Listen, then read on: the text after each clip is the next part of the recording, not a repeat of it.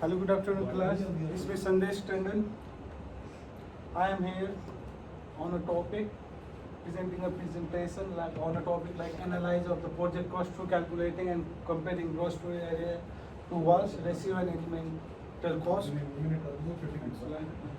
Here are some outlines of my presentation. First of all, we will discuss about the introduction of the topic. Then we're going to discuss about the importance of the perimetric cost and perimetric cost planning method, cost per unit estimation method, primarily estimation by applying the method of cost per unit, then cost per meter square estimation method, what are the preliminary estimation by applying the method for cost per meter square. After that, we're going to do the overall conclusion of the presentation. And we have got some of the references where I got all this information at the end of this presentation. Yes. First of all, while starting this presentation, we have to know what is gross floor area. What does it represent? Gross floor area represents the total area that encompassed by all the floors within the building, measured from the outer wall. This measurement includes every usable space inside the building, such as room, corridor, stairways, and service area. Exterior parts of the buildings are not being calculated on the GFA. GFA is a crucial in cost estimation matters, particularly the cost per meter square method. It will provide a comprehensive view of the building size, how big is our building, how big or small is our project going to be. For effective budgeting and the planning, as we know that the project size play effective role on the project budgeting and the planning.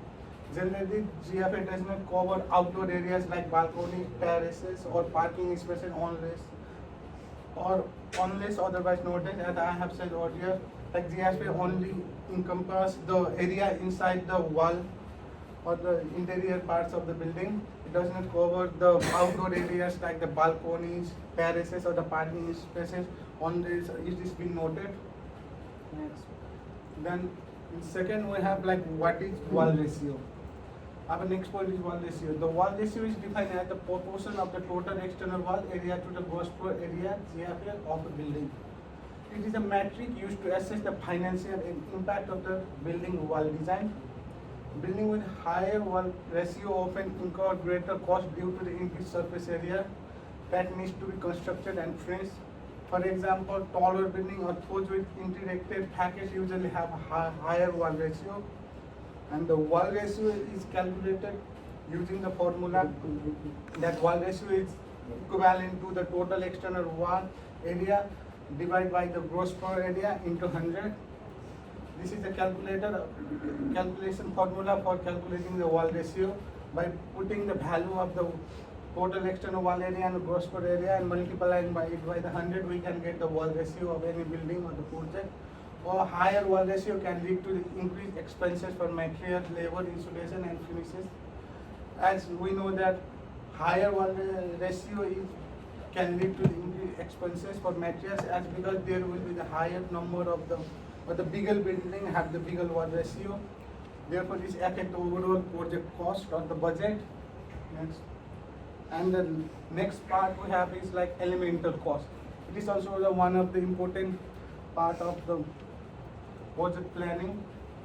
Elemental cost involves dividing the total project cost into individual building element or components, such as structural, facade, roofs, floor, mechanical system, and finishes. It means that it is the individual cost of every part of the construction project or the component or the element of the project, is such as there will be the different or the specific elemental cost of the structural part, facades, roof, floors, mechanical system, and the finishes individually. This approach facilitates a more detailed and systematic budgeting process by breaking down the cost like in elemental cost, all the parts are being break down, and it is a detailed and systematic budgeting process because in this system there is a breakdown cost for the different parts of the building, ensuring the precise forecasting. According to the guidelines set by the New Zealand Institute of Quantity Surveying and the IQS, the elemental cost plan in New Zealand is structured to the price of the each element separately. or individually. This allows for straightforward adjustment and updates at the design progress. This means that this allows for the straightforward adjustment, and you can adjust the budget of the each and every element separately and updates as the design or the progress is needed in the plan. Here we are going to discuss about some importance of the preliminary cost planning matters. First of all, it defines budget boundaries. It defines budget boundaries by establishing an initial budget to street decision-making project. It provides informed design choices. It helps us to ensure that the design option stay within the client financial parameter. Like when we are carrying out any project, we have to be mainly focus on the budget of the plan. So it ensures that the design option stay within the client financial parameter, so we can complete that project within our client budget. It enables feasibility assessment by evaluates the project practically before committing significant resources. Next slide. Like what are the importance of the preliminary cost planning methods? Some of the importance are like it supports financial planning.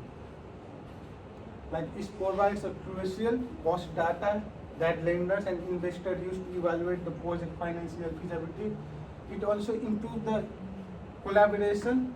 It helps to align understanding and the expectation among the client, architects and contractors. They are all the parties, they are involved in the construction project. It helps to improve their collaboration by aligning and them together in the project. It minimizes the project overruns.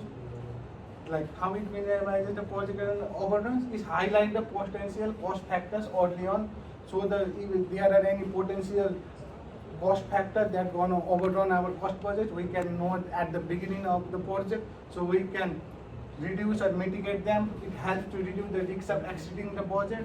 Like as we can know the risks or the factors that gonna increase our cost factor only, so we can help to reduce the risks of exceeding the budget by mitigating or the solving those issues. Next is like next important topic is what is cost per unit estimation method. Here I have a definition of it. It determines overall cost by multiplying the cost per unit by the number of units. It means that it is the overall cost by multiplying the cost per unit by the number of the units. As we have a formula here, what is cost per unit? It is a total fixed cost plus the total variable cost divided by the total number of units produced. By that we can get the cost per unit. And what is next? Efficiency. An efficient approach ideal for the initial stage of a project. Next importance is like it relies on the historical data. Like if we rely on the historical data, the accuracy hinges on previous data from comparable projects, like similar projects that we have been carried out in our past. Early budgeting, it offers cost estimates to inform like early planning. Like we can get a rough idea of the cost estimation or the budget to inform early planning. Its limitations are does not consider variation in design or materials, making it best for the general estimations. Like what are the preliminary estimation by applying the method of cost per unit? Like we have an example, we have a project of a school, construction project, or new school is being built with 20 classrooms. Like next is like what is cost per meter square estimation method. The cost per meter square estimation is a popular and efficient techniques for estimating construction cost. It involves calculating the total project cost by multiplying the cost per square meter of the floor area by the building gross per. Next is like what are the preliminary estimation by applying the method of the cost per meter square. We have a sheet that is given by the cost builder app. Like we have the each and every cost per meter square of that previous project. I have said like school, like with the 20 rooms. Here we can get the different part like preliminary, like structural, external walls, interior walls, services and more. Next slide. Like what are the preliminary estimation by applying the method of cost per unit? The formula But this is like C is equal to B, where A is total gross per area, B is the price estimated per unit area. At last, in conclusion, like cost per unit estimation provide a rapid estimate by determining the cost of each unit, such as a house or apartment, and by multiplying it by the total number of the units, making it ideal for project with repetitive structure. Meanwhile, the wall ratio evaluates the relationship between the external walls area and the floor area, directly influence construction cost due to the variation in wall surface area. And cost per meter estimation calculates the total project cost by assessing the cost per square meter of the floor space and multiplying it by the gross floor area. And the gross floor area is a crucial metric that represents the cumulative area of all the floors within a building. This method is commonly applied in all the budgeting phase. These are diverse projects. To achieve more detailed analysis and effective cost management, we have to go to the elemental cost breakdown. That overall cost into the specific building components like foundation, walls, and roofing. This approach complements preliminary cost planning, which is essential for setting all the budget, guiding designing decision, and controlling project cost to reduce the risk of cost overruns in the project. And here are some of the references. Here were some references where I got the information from. Thank you. Any questions? What's the formula to calculate GFA? It's like calculate the GFA. Yeah. There is no formula to calculate GFA. GFA is measured within the area of the building interior within the walls. So what's the formula to calculate the preliminary estimation? Preliminary estimation. Yeah, as you said, like not GFA, to calculate the preliminary estimation.